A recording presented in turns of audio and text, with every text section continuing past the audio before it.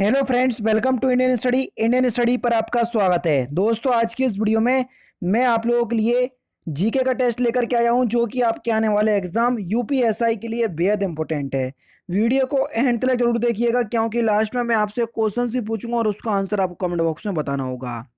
साथ ही साथ इस वीडियो की पीडीएफ डिस्क्रिप्शन में टेलीग्राम चैनल का लिंक दिया हुआ है, वहां से आप प्राप्त भी कर सकते हैं। तो चलिए दोस्तों, स्टार्ट करते हैं और देख लेते हैं पहला क्वेश्चन आपके सामने।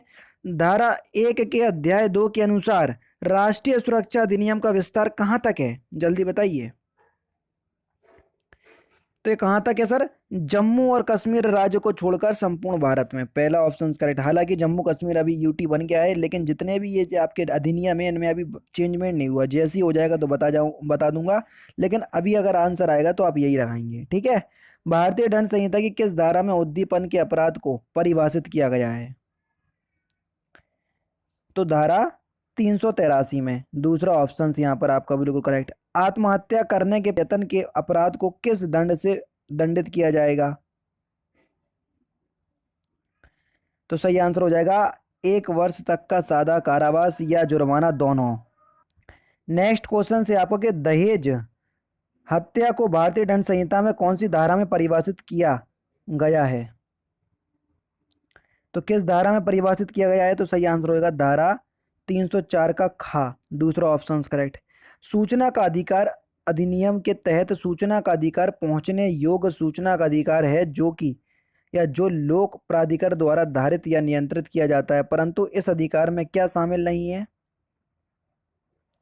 तो इस अधिकार में दस्तावेज या अभिलेख को बरामद करना या जब्त करना ये शामिल नहीं है। तीसरा ऑप्शन यहाँ पर आपका बिल्कुल करेक्ट हो जाएगा। नेक्स्ट क्वेश्चन स्टार्ट करने से पहले मैं आपको बता दूं, दोस्तों डेली बेसिस पे मैं अकेडमी पर 3 स्पेशल क्लास लेता हूं और तीनों ही स्पेशल क्लास बिल्कुल फ्री हैं। फ्री का मतलब आप कभी भी ये नहीं समझ लेना कि ये केवल और केवल काम चलाऊ आपकी चल रही होंगी। दोनों ही, ये तीनों ही स्पेशल क्लास यूपीएसआई और यूपी पीईटी एग्जाम के लिए हैं और इम्पोर्टेंट है, आप ये मान करके चलें। और मैं आपसे इतना कहूँगा कि अगर एक बार अगर आप क्लास में आ गए तो आप पूरी तैयारी फिर यूपीएसआई और पीईटी की हमारे ही क्लासेस से करोगे, ये मेरा आपसे वादा है। और क्लास समझ में नहीं आए तो सब कुछ आपके ऊपर छोड़ देता हूँ कि भैया क्लास को डिसलाइक करना और चले आना। डिस्क्रिप्शन में लिंक है, एक बार दिए गए लिंक से चेकआउट कर लीजिएगा। और अगर दिए गए लिंक से नहीं पहुंच पा रहे हो तो मैं आपको बता दे रहा हूँ किस तरीके से आपको मेरी क्लास तक पहुंचना है। आप लोगों को सबसे ज़्यादा दिक्कत हो रही है मेरी स्पेशल क्लास लेने पे, जो रोज़ सुबह 11 बजे चलती है। आप जैसे ही अनअकैडमी पर अपना अकाउंट बनाएंगे तो आपके सामने ये विंडो खुल करके आएगी, तो आपको UP triple S C search करना है। यूपी ट्रिपल एस सी या स्टेट पीसीएस में आपको ये यूपी ट्रिपल एस सी देखने को मिल जाएगा। तो हमने ये देखो, ये मिल गया यूपी ट्रिपल एस सी, तो हमने इसको सिलेक्ट किया। सिलेक्ट करने के बाद हमने हिंदी को जो है वो सिलेक्ट कर लिया, हमको हिंदी मीडियम से पढ़ना है। आगे की जो आपकी प्रोसेसिंग है वो यहाँ पर हो जाएगी और आपको यहाँ पर यूपी ट्रिपल एस सी लिख करके आ जाएगा। देखो ये लिख करके आ गया यूपी ट्रिपल एस सी।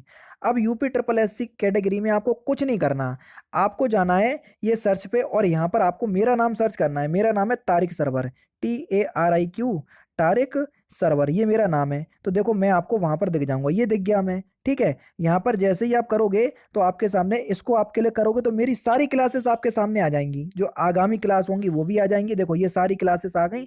अभी हाल ही में क्लास लेकर के हटा हूँ 37 मिनट पहले।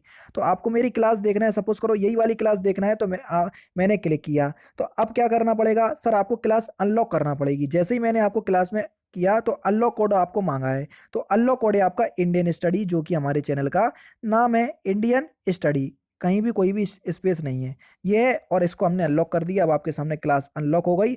आराम से आप क्लास का लुफ्त उठाइए और डेली बेसिस पे आपके पास नोटिफिकेशन भी पहुंच जाया करेगी। अब आपको समझ में अभी आ गया होगा सब कुछ, ठीक है। अब मिलते हैं, जैसे भी आपकी क्लास होगी आप उस तरीके से देख लीजिएगा, जैसा कि मैंने आपको बताया है। नेक्स्ट क्वेश्चन आपके सामने। रमेश ने सुरेश से कहा कि वह उसके भाई को नौकरी दिलवा देगा, लेकिन राजन को देने के लिए 10,000 रुपये दे। बताइए रमेश ने भ्रष्टाचार निवारण अधिनियम की किस धारा का अपराध किया? धारा 8 का अपराध किया। पहला ऑप्शन करेक्ट। कमलकांत नामक लोक सेवक रामपाल से उसके लड़के को नौकरी देने के लिए 10,000 रुपये की मांग करता है। बताइए उसने भ्रष्टाचार अधिनियम की किस धारा का अपराध किया? बेहतरीन क्वेश्चन। तो इसने धारा 10 का अपराध किया। दूसरा ऑप्शन करेक्ट। बचकर भागे हुए किशोर के संबंध में प्रावधान किशोर न्याय अधिनियम की किस धारा में वर्णित है? तो धारा 22 में वर्णित है, दूसरा ऑप्शन करेक्ट। अनुसूचित जाति और अनुसूचित जनजाति अधिनियम का विस्तार कहाँ तक है? तो वही जम्मू कश्मीर को छोड़कर पूरे भारत में, तीसरा ऑप्शन यहाँ पर आपका बिल्कुल करेक्ट हो जाएगा। संविधान सभा द्वारा अंगीकृत उद्देश्य प्रस्ताव निम्नलिखित में से किसका आधार है? तो ये प्रस्तावना का आधार है सर, चौथा ऑप्शन करेक्ट।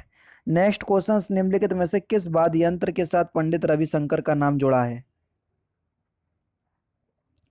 तो सितार के साथ जुड़ा है, तीसरा ऑप्शन यहाँ पर आपका बिल्कुल करेक्ट। आर के लक्ष्मण है प्रसिद्ध, तो आर के लक्ष्मण का जो संबंध है वो किस क्षेत्र से? कार्टूनिस्ट से, दूसरा ऑप्शन यहाँ पर आपका बिल्कुल करेक्ट। करो या मरो का नारा किसने दिया था? सिंपल और इंपोर्टेंट क्वेश्चंस। तो करो या मरो का नारा जो है ये महात्मा गांधी ने दिया था सर, चौथा option correct. High speed train project किन शहरों के बीच प्रस्तावित है? तो ये दिल्ली से आगरा तक प्रस्तावित है, चौथा ऑप्शन यहाँ पर आपका बिल्कुल करेक्ट। फतेहपुर सीकरी का बुलंद दरवाजा बनवाया था किसने? तो फतेहपुर सीकरी का बुलंद दरवाजा जो है ये अकबर ने बनवाया था, पहला ऑप्शन यहाँ पर आपका बिल्कुल करेक्ट। अदा मिन्ते माकन अबू किस भाषा की फिल्म है? तो ये मलयालम भाषा की फिल्म है सर, तीसरा ऑप्शन करेक्ट। स्प्रेडशीट संबंधी पद निम्नलिखित में से कौन सा नहीं है? तो सही आंसर हो जाएगा ब्राउजर, तीसरा ऑप्शन करेक्ट। निम्नलिखित में से कौन से विकिरण की वेदन क्षमता सबसे अधिक होती है? तो वेदन क्षमता सबसे अधिक किसकी होती है सर? गामा किरणों की, पहला ही ऑप्शन करेक्ट। संयुक्त राष्ट्र महासभा का अध्यक्ष चुने जाने वाली एकमात्र भारतीय महिला कौन है, कौन थी? ये क्वेश्चन हो चुका है, रिपीटेड है। विजय लक्ष्मी पंडित, पहला ही ऑप्शन करेक्ट। 5 जून को किस रूप में मनाते हैं हम, जल्दी बताओ? 5 जून को, तो प्रत्येक वर्ष हम 5 जून को विश्व पर्यावरण दिवस मनाते हैं।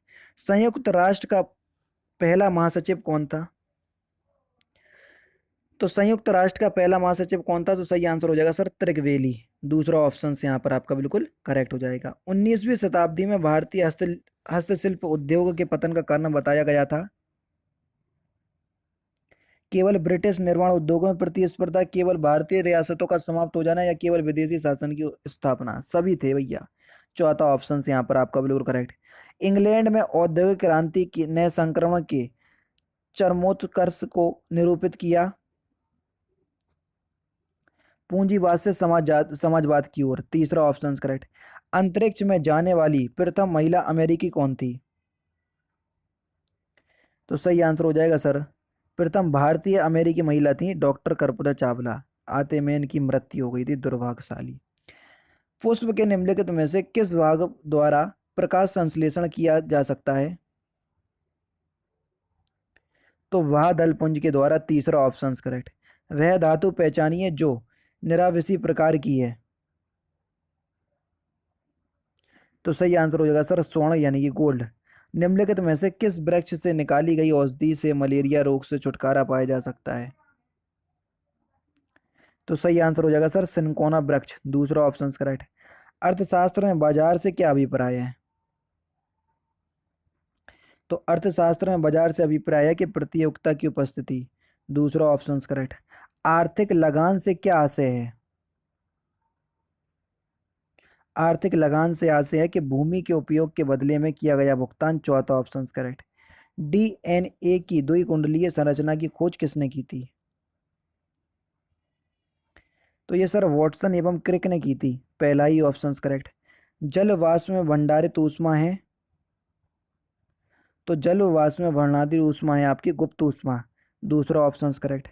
पृथ्वी पर दूरस्थ वस्तुओं को देखने के लिए कौन से उपकरण का प्रयोग किया जाता है? तो सही आंसर होगा सर पार्थिव दूरदर्शक का, पहला ही ऑप्शन करेक्ट। क्विक सिल्वर का रासायनिक नाम क्या है? तो क्विक सिल्वर का रासायनिक नाम है सर पारा, पहला ऑप्शन करेक्ट। रजिया सुल्तान किसकी बेटी थी? Simple questions. तो रजिया सुल्तान जो है ये अल्तमस यानी कि इल्तुतमस की बेटी थी, पहला ही ऑप्शन करेक्ट। एक खगोलीय मात्रक निम्नलिखित में से किसके बीच की औसत दूरी है? तो सही आंसर हो जाएगा पृथ्वी और सूर्य की, पहला ही ऑप्शन यहाँ पर आपका बिल्कुल करेक्ट। पृथ्वी कितनी पुरानी है इसका निर्धारण किस प्रकार किया जाएगा? तो इसका निर्धारण निर्धारण हम रेडियोमेट्रिक काल निर्धारण से करेंगे, दूसरा ऑप्शन करेक्ट। तरुण अवस्था में नदी अपरदन का विशिष्ट लक्षण निम्नलिखित में से कौन सा है?